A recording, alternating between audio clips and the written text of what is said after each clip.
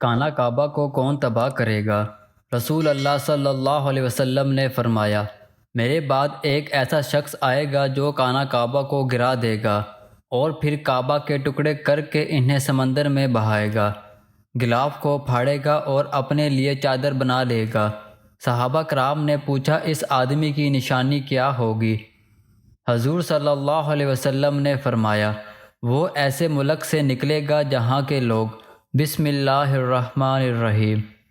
محترم ناظرین، کانا کعبہ مکہ مکرمہ کے ایک نشیبی علاقے میں واقع ہے، جہاں پرانے زمانے میں بارش اور سیلاب کا پانی جمع ہو جایا کرتا تھا۔ اس سے اس کی دیواروں اور اندرونی حصے کو کافی نقصان پہنچتا تھا۔ پانی کی روک تھام کے لیے اس زمانے میں کانا کعبہ کے باہر ایک بند بنوایا گیا تھا، لیکن یہ بند بھی پانی کے ریلوں کے آگے نہ ٹھہر سکا اور بار بار ٹوٹنے کے بعد آخر کار بالکل مدھم ہو گیا، جس کے بعد عمارت کو مزید نقصان پہنچتا رہا۔ یوں ہوتے ہوتے صورتحال اس قدر بگڑ گئی کہ ایک زمانے میں یوں دکھائی دینے لگا جیسے کعبہ کی خستہ عمارت عنقریب دھڑام سے آ گرے گی۔ اہل مکہ اس صورتحال سے بہت پریشان تھے۔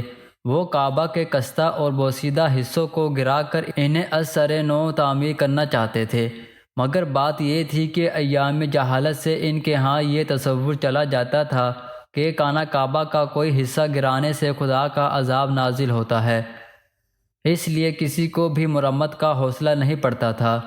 ادھر مسلسل سیلابوں اور شہر سے آنے والے پانی نے کانا کعبہ کے فضائل کو اس قدر کمزور کر دیا تھا کہ فوری مرمت لازمی ہو گئی تھی۔ کانا کعبہ کی تعمیر نو کو اولیت ملنے میں کئی باتوں کا دخل ہے۔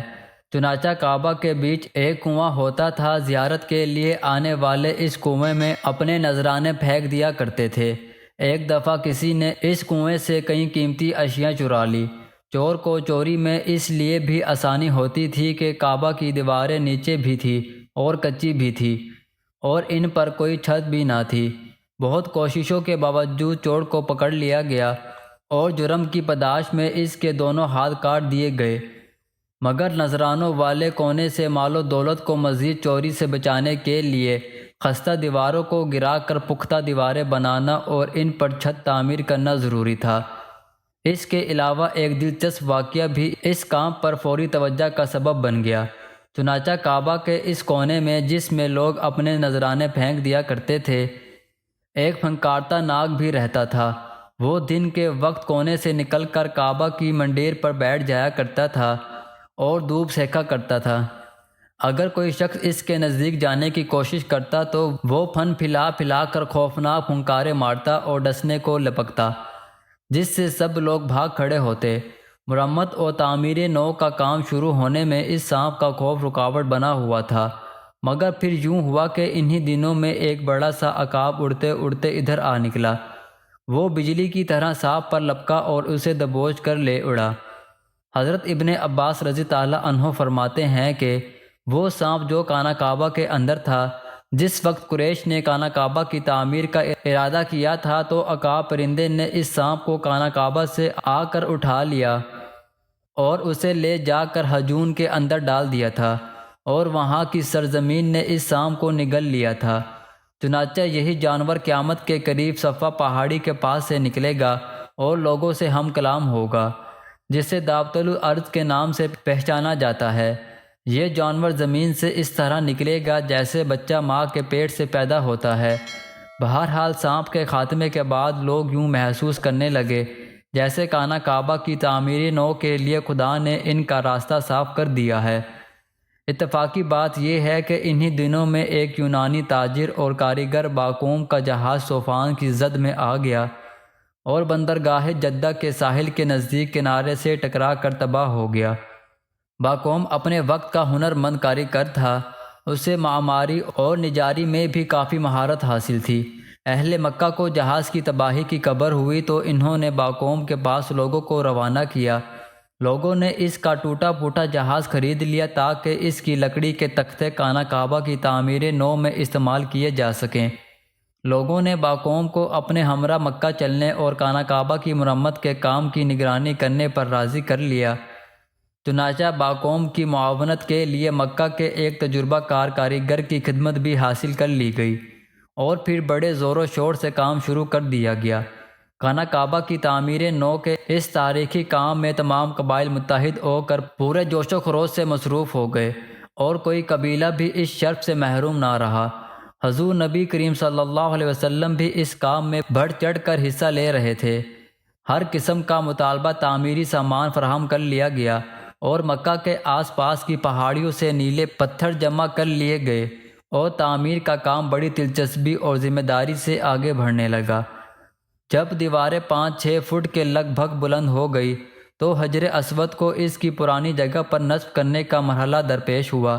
اس مقدس پتھر کو اٹھا کر اس کی قدیم روایتی جگہ پر رکھنا ایک ایسا بڑا اعزاز تھا جسے حاصل کرنے کا ہر قبیلہ خواہش مند تھا۔ چنانچہ اس نازک معاملے پر گرما گرم بحث و مباحثے کا سلسلہ چھڑ گیا اور جلد نوبت تلخ کلامی اور تو میں تک جا پہنچی، اور کوئی قبیلہ بھی اپنے حق سے دستبردار ہونے پر رضامند نہ تھا۔ تکرار لمبی ہوتی گئی تو معاملہ جنگ و جدل کی صورت اختیار کر گیا۔ انا فانا تلواریں کھینچ لی گئی اور وہ خونخوار قبیلے مرنے مرانے پر آمدہ ہو گئے۔ ایک جنگجو قبیلے نے تو حد ہی پار کر دی۔ انہوں نے صاف صاف کہہ دیا کہ وہ کسی اور قبیلے کو حجر اسود نصب کرنے کی ہرگز اجازت نہیں دیں گے۔ پرانے زمانے میں عرب میں دستور تھا کہ جب کوئی شخص کسی مقصد کے لیے جان دینے کی قسم کھاتا تو انسانی خون سے بھرے ہوئے پیالے میں اپنی انگلیاں ڈبو لیتا تھا۔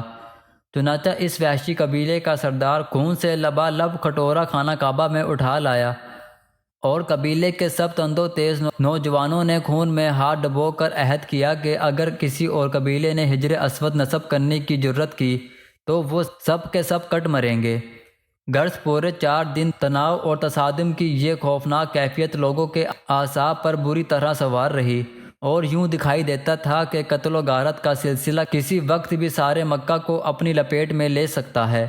چنانچہ قریش کا ایک بوڑھا سردار جو بہت دانش مند اور ذہین تھا، وہ چاہتا تھا کہ حجر اسود کا ہنگامی کسی خون خرابے کے بغیر طے ہو جائے۔ اس نے مشورہ دیا کہ کل صبح جو شخص باب الصفا کی جانب سے سب سے پہلے خانہ کعبہ میں داخل ہو اسے منصب مان لیا جائے اور حجر اسود کو نصب کرنے کے بارے میں وہ جو بھی فیصلہ دے تمام قبیلے اسے حتمی طور پر تسلیم کر لے۔ بوڑھے سردار کی تجویز پر سب کا اتفاق ہو گیا۔ چنانچہ دوسری صبح سب لوگ خانہ کعبہ کے باہر بیٹھ کر بے تابی سے انتظار کرنے لگے کہ کوہ صفا کی طرف سے سب سے پہلے کون داخل ہوتا ہے۔ خدا کی قدرت دیکھیے، اس صبح جو شخص اس جانب سے پہلے خانہ کعبہ میں داخل ہوا وہ حضور اکرم صلی اللہ علیہ وسلم ہی تھے۔ حضور اکرم صلی اللہ علیہ وسلم کا احترام تو سب ہی کرتے تھے، بلکہ یہاں تک کہ اصل نام پکارنے کے بجائے آپ صلی اللہ علیہ وسلم کو لوگ احتراماً صادق اور امین کے معزز ترین ناموں سے پکارتے تھے۔ چنانچہ جوں ہی آپ صلی اللہ علیہ وسلم خانہ کعبہ میں داخل ہوئے، ہر طرف خوشی کے نعرے بلند ہوئے اور لوگ بے ساختہ پکار اٹھے، یہ تو وہی امین ہیں جنہیں ہم خوب جانتے ہیں، ہم انہیں بخوشی اپنا منصب تسلیم کرتے ہیں۔ حضور نبی اکرم صلی اللہ علیہ وسلم موقع کی نزاکت سے بخوبی آگاہ تھے۔ آپ صلی اللہ علیہ وسلم نے ارشاد فرمایا، ایک چادر لاؤ۔ چنانچہ فوری چادر لائی گئی۔ آپ صلی اللہ علیہ وسلم نے اسے زمین پر بچھا دیا اور اپنے مبارک ہاتھوں سے حجر اسود اٹھا کر چادر کے بیچ میں رکھ دیا۔ پھر تمام قبیلوں کے منتخب نمائندوں سے فرمایا، اب تم سب اس چادر کے کنارے تھام لو اور اسے اٹھا کر اس مقام تک لے جاؤ جہاں حجر اسود نصب ہونا ہے۔ چنانچہ سب لوگ چادر کے کنارے تھامے خوشی خوشی اس مقام پر پہنچ گئے۔ آپ صلی اللہ علیہ وسلم نے ارشاد فرمایا، اب اسے زمین پر رکھ دو، اور آپ صلی اللہ علیہ وسلم آگے بڑھے، حجر اسود اٹھایا اور اسے مقررہ مقام پر نصب کر دیا۔ آپ صلی اللہ علیہ وسلم کے اس دانشمندہ فیصلے سے سارے قبیلے بہت مسرور اور مطمئن ہو گئے۔ حضور نبی کریم صلی اللہ علیہ وسلم کی اس فہم و فراست سے وہ قبیلے ایک خون خوار خانہ جنگی سے بچ گئے، ورنہ وہ اکڑ لوگ تو مرنے مرانے کے لیے تیار ہو کر تباہی کے دہانے پر پہنچ چکے تھے۔ حجر اسود کے اس مشہور واقعے کو بہت تاریخی اہمیت حاصل ہے۔ دور نبوت میں آپ صلی اللہ علیہ وسلم کی یہ حدیث بھی اس واقعے کی طرف ایک لطیف اشارہ ہے کہ آپ صلی اللہ علیہ وسلم نے ارشاد فرمایا، میں نبوت کی عمارت کا آخری پتھر ہوں اور حضور نبی کریم صلی اللہ علیہ وسلم ہی وہ شخص تھے جنہوں نے اہل مکہ کو ان تمام فسادات اور ظلم و ستم سے نجات دلوائی، اور آپ صلی اللہ علیہ وسلم نے اہل عرب کو پوری دنیا کے لیے ایک مثالی قوم بنا دیا۔ نبی کریم صلی اللہ علیہ وسلم کی ولادت باسعادت عام الفیل میں ہوئی تھی۔ عام الفیل کا مطلب ہے ہاتھی والا سال۔ یاد رہے، عام الفیل یا ہاتھی والے سال کا ذکر قرآن میں سورۃ الفیل میں بھی ملتا ہے۔ اس سال حبشہ کے مقرر کردہ یمن کے گورنر ابراہہ نے مکہ پر حملہ کیا تھا۔ اس نے صنعاء میں، جو یمن کا شہر ہے، ایک کلیسا الکلیس کے نام سے تعمیر کیا تھا۔ چونکہ وہ مسیحی تھا، اس لیے وہ چاہتا تھا کہ عرب مکہ جانے کے بجائے اس کلیسا کو مرکز بنائے۔ جب یہ ممکن نہ ہوا تو اس نے کعبہ کو تباہ کرنے کی ٹھانی، نعوذ باللہ۔ آج کی اس ویڈیو میں ہم آپ کو ابراہہ کے اس حملے کا مکمل واقعہ تفصیل کے ساتھ سنانے والے ہیں۔ یاد رہے کہ یہ واقعہ فیل بھی کہلاتا ہے۔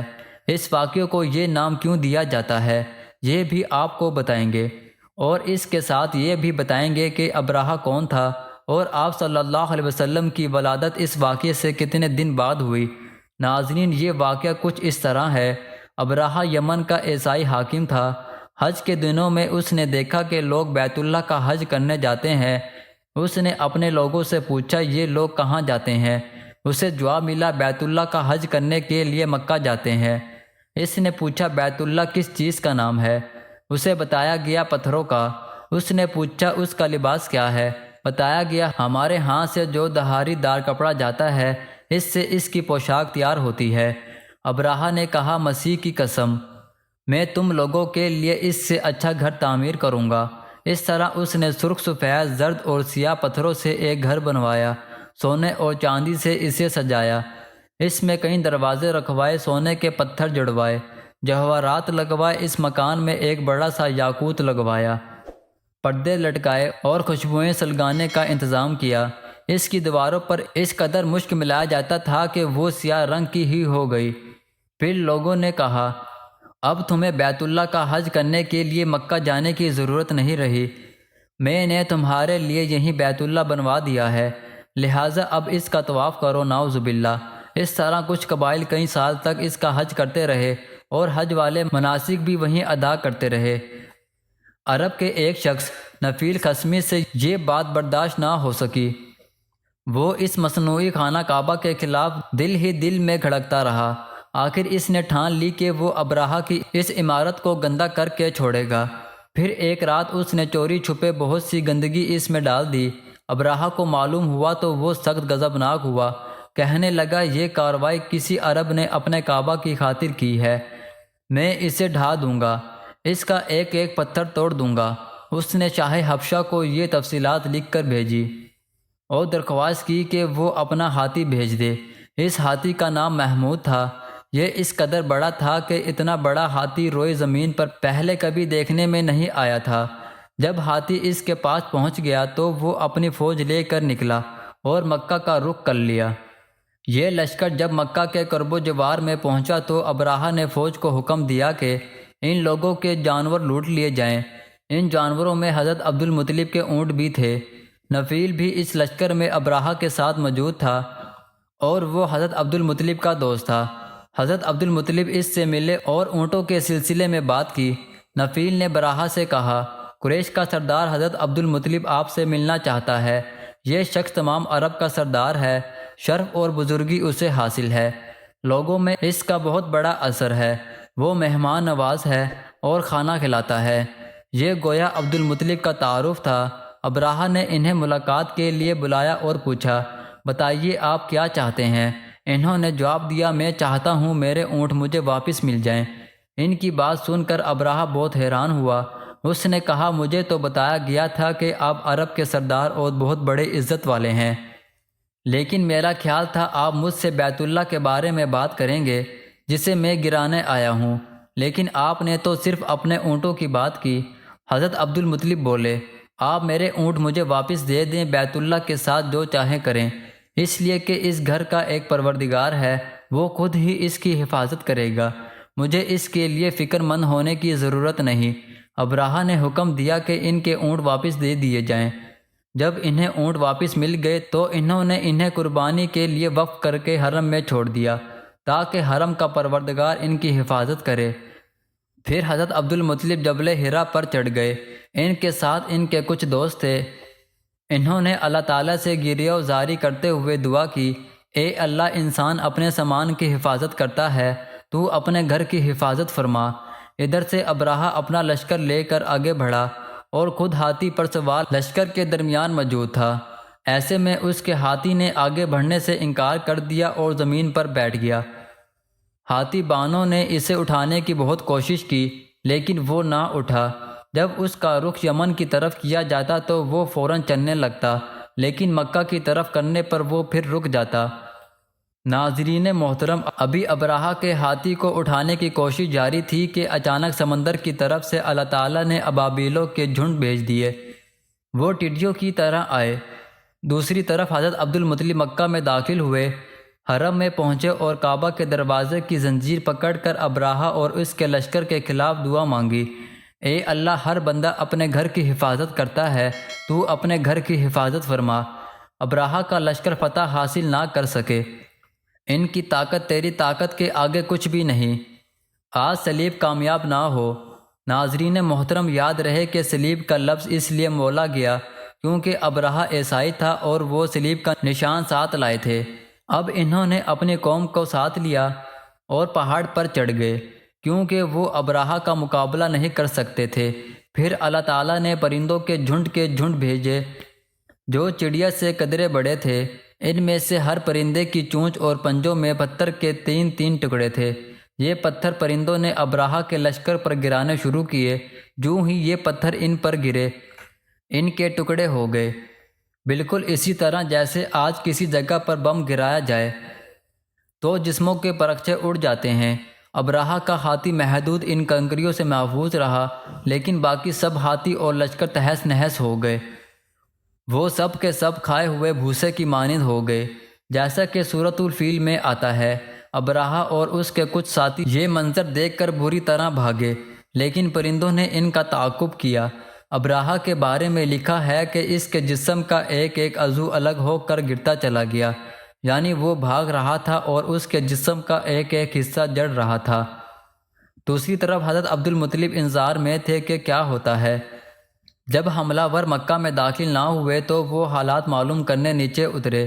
تب انہوں نے دیکھا کہ سارا لشکر تباہ ہو چکا ہے، بے شمار مال غنیمت سونا چاندی ان کے ہاتھ آیا۔ یوں بیت اللہ کے مالک نے اپنے گھر کی حفاظت فرمائی اور دنیا کو اپنی قدرت دکھائی کہ وہ ہاتھی جیسی دیوہکل مخلوق کو ابابیل جیسی چھوٹی سی مخلوق کے ذریعے نصب و نابود کر سکتا ہے۔ محترم ناظرین، آپ نے واقعہ فیل اور ابراہہ کے انجام کی تصویر جان لی۔ تاریخ کے مطابق ابراہہ ایک مکار شخص تھا جس نے یمن کے سابق حاکم اریاد کو دھوکے سے قتل کر کے اقتدار چھینا تھا۔ جب شاہ حبشہ ناراض ہوا تو ابراہہ نے معذرت کا خط لکھ کر اپنی جان بچائی اور یمن کے سرداری حاصل کی۔ یہ واقعہ ولادت باسعادت صلی اللہ علیہ وسلم سے تقریباً 50 یا 25 دن پہلے محرم کے مہینے میں پیش آیا تھا۔ اللہ پاک ہمارے علم میں اضافہ فرمائے۔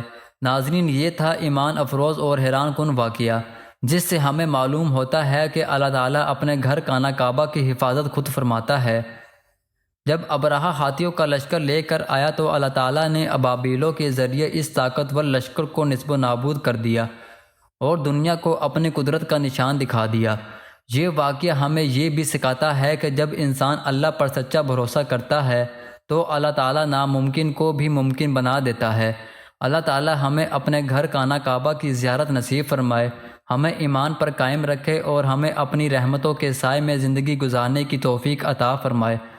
اور آخر میں دعا ہے اللہ تعالیٰ سے کہ ہمیں اپنے گھر خانہ کعبہ کی زیارت نصیب فرمائے اور ہمیں اس عظیم نعمت کا شکر ادا کرنے والا بنائے، ہمارے ایمان کو مضبوط فرمائے، ہمارے دلوں میں تیری محبت اور خوف پیدا فرمائے اور ہمیں ہر نیکی میں ثابت قدم رکھے، ہمارے والدین، اولاد اور تمام مسلمانوں پر اپنی بے شمار رحمت نازل فرمائے اور ہمیں ہر مصیبت، بیماری اور خطرے سے محفوظ رکھے۔